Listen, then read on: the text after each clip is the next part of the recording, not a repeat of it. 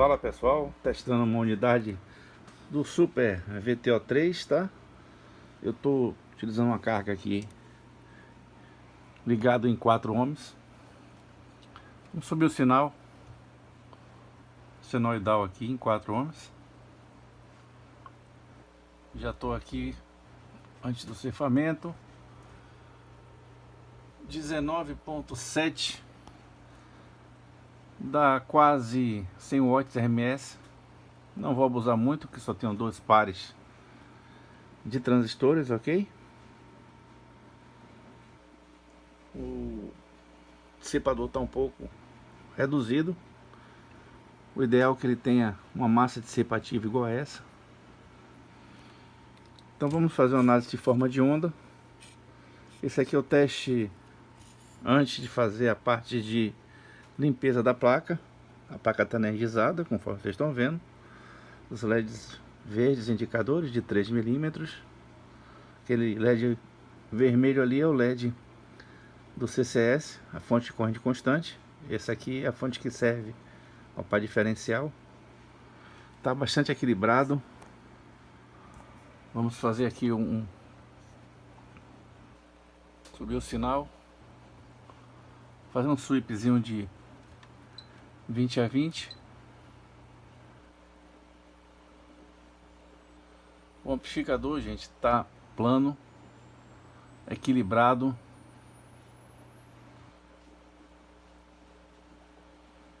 Você vê que ele não destoa. Estou numa frequência aí de 20 kHz, tá? Vamos fazer o sweep direito. Deixar ele aqui. Estou 4, 5, 6, 7. E aí vai a perda desse amplificador. Tá a partir dos 75 kHz, tá, gente? Esse difere muito porque os transistores tem uns mais novos, outros mais modernos.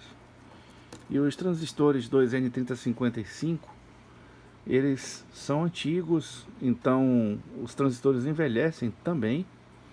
Mas é um transistor que eu estou vendo aqui pelo menos uns 20 anos, ok? Tá bem conservado, tá, gente? Foi limpo. Ele normalmente não vem assim não, tá? Mas é um transistor original. Eu coloco sobrecarga nele. Ele não pode ficar muito tempo ligado porque a dissipação é pouca. Então eu posso ter uma avalanche térmica devido ao pequeno tamanho do dissipador. Vamos fazer uma frequência um pouco maior. Sair do sweep aqui. Fazer uma frequência de 10 kHz. Eu vou subir o sinal em 10 kHz. Abrir o Ranger aqui do... Então esse é o sinal em 10 kHz do amplificador Super VTO3, tá, gente? O amplificador tá magnífico, muito bom. Eu vou subir para 20 kHz aqui. Vou subindo aos poucos. Então eu tô com 20 kHz agora. O amplificador também está muito bom em 20 kHz. O teste de 20 Hz eu já havia feito, ele está bem também. Eu não vou fazer porque eu tenho que subir muita escala e começa a esquentar o dissipador, tá, gente? Então eu vou fazer esses testes mais finos quando estiver ele montado num gabinete ou então tiver montado num dissipador maior, para que a gente possa fazer um teste mais prolongado. Tá ali a corrente. O amplificador, para mim, tá da forma que eu quis que ele ficasse. Eu busquei muitos harmônicos, um equilíbrio dos harmônicos, principalmente no segundo.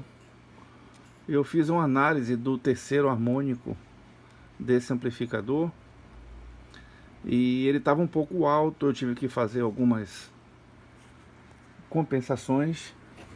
Vou mostrar aqui para vocês, gente, que não é assim fácil chegar aí fez o projeto, usou o simulador. A gente tem que fazer, ó, de vez em quando essas aranhas, se vê que a placa é nova, ok?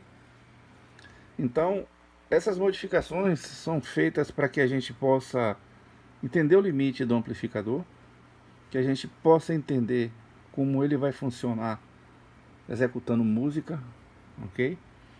Principalmente deixando ele bem equalizado em relação à faixa de operação dele, a faixa de frequência, ok? Nesse modelo aqui eu fiz uma separação das fontes para poder conseguir melhorar o efeito damping do amplificador. Eu obtive um bom resultado, só que aí com essa modificação eu também piorei os harmônicos do amplificador. Então aquele detalhe, saber o limite onde parar no projeto, ok? Principalmente nos transistores, onde é permitido você ter uma faixa de operação. Então eu tive que escolher para esse amplificador entre reduzir distorção harmônica e tirar um pouco das características dos anos 80 e tentar buscar através da afinação dele, tá? Deixar ele bem próximo aí os amplificadores da época, que é essa a intenção desse amplificador, reviver aqueles tempos. Agora eu dei uma melhorada bastante no amplificador em relação aos harmônicos, principalmente no segundo harmônico. Então esse amplificador ficou realmente com um som bem próximo ao som da válvula, principalmente quando você tem a música, o timbre da música, você ouve em vários amplificadores, você percebe o grave, a bateria, principalmente as baterias das bandas naquela época, que era bateria acústica, né? Então você percebia o prato, o bumbo, então você percebia as nuances da música. Então esse amplificador ele trouxe de volta aquele detalhe que às vezes a gente ouvia do tipo de instrumento que a banda tocava, e que antes você tinha um aparelho que era ajustado para aquele tipo de música, e hoje a gente tem músicas eletrônicas sintetizadas com vários efeitos que às vezes mascaram a música em si.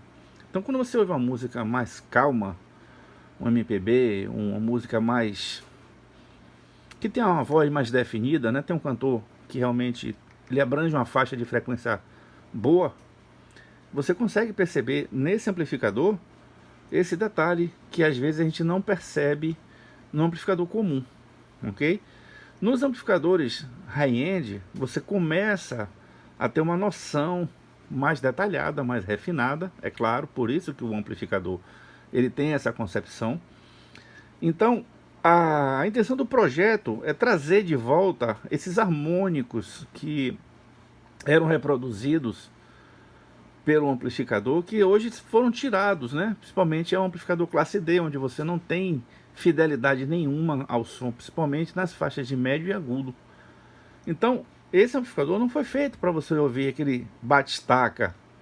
É um amplificador feito para você ouvir uma música, um rock nacional, um rock bom, um rock contemporâneo, um rock clássico, ok? Uma banda instrumental mesmo, não uma música sintetizada. Esse amplificador para mim ficou magnífico. Eu consegui, eu acho, reproduzir fielmente amplificadores da época. Claro que a gente melhorou o desempenho do amplificador, porque hoje os transdutores são diferentes. As tweeters têm uma faixa de frequência bem maior do que os tweeters daquela época. E também a parte de fonte de alimentação, componente eletrônico, velocidade.